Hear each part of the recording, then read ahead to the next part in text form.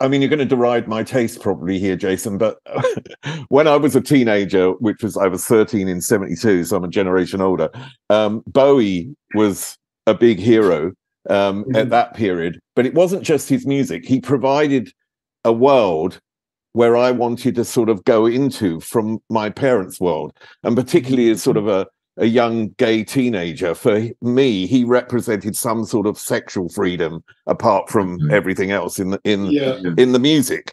And the 70s was a really sort of nasty era of, you know, anything that could, any homophobia, sexism, racism, misogyny, the whole bloody works. The 70s was packed with it more than any other decade, I think.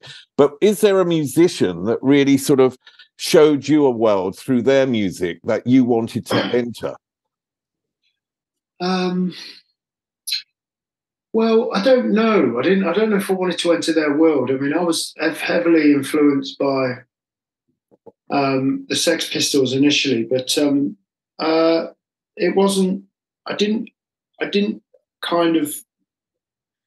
I don't know if wanting to be in their world was the right thing.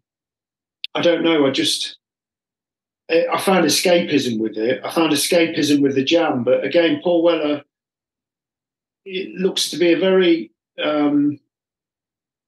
regular bloke, like anyone, you know what I mean? So I don't know if there's if there's much there to escape into. He's a very kitchen sink type songwriter. You know, very English, very miserable, but not, you know. So there's nothing much to escape into there, but I think it was more identifying with these people. I identified with Steve Jones from the Sex Pistols and Paul Weller because they reminded me so much of everyone in my environment, you know. And although the Pistols were a working class band thoroughly, I kind of identified more with Steve Jones and Paul Cook because they just looked like every other person that I knew. Do you know what I mean? And Paul Weller as well, to a certain degree. So I think it was identification, really. There wasn't any escapism. Just probably escapism in the idea of mod or the idea of fame.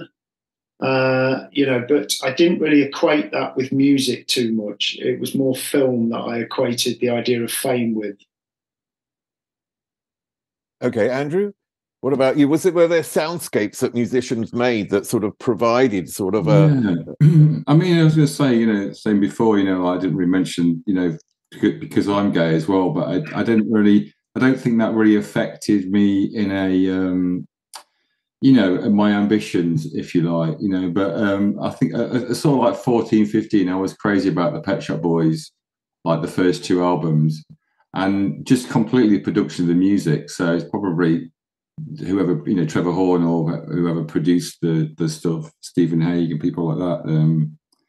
Then really, you know, because it was headphone music that I would escape into a world of that they create, which was a kind of looking at it now, it's not a really it's a very sort of image-based world, isn't it? You know, like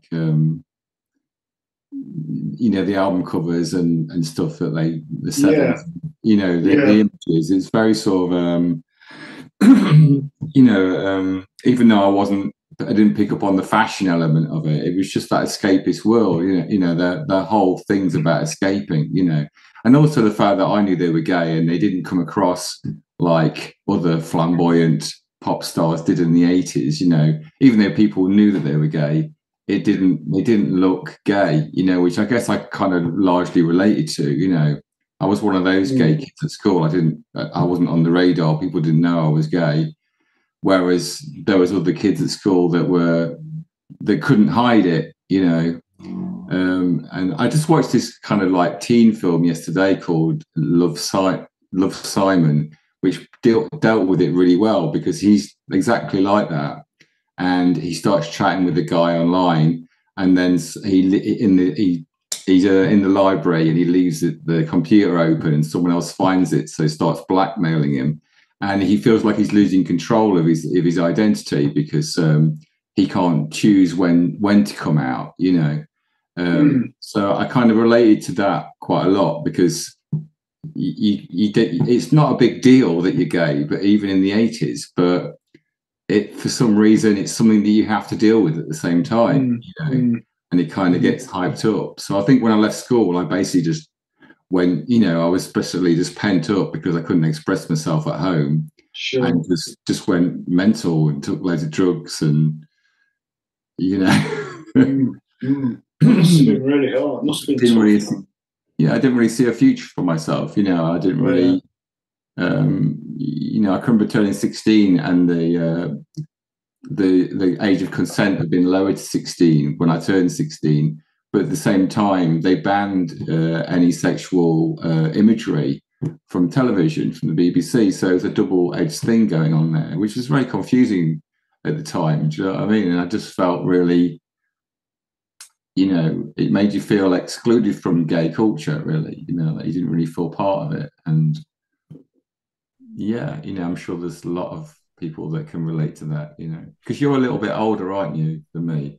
I'm born in 1959, so I think I'm pretty much a lot older. Well, I mean, if you're sort of part of if you're over 50, I'm 51. So if you kind of like dipped into the 70s more, and you had Bowie, you kind of had a different kind of world or a different experience. But for me, it was a completely 80s experience, which was, I don't know, do you know what I mean? It's quite debauched at the same time. Do you know what I mean? It's like you either dive in and which wasn't really what I was like as a person.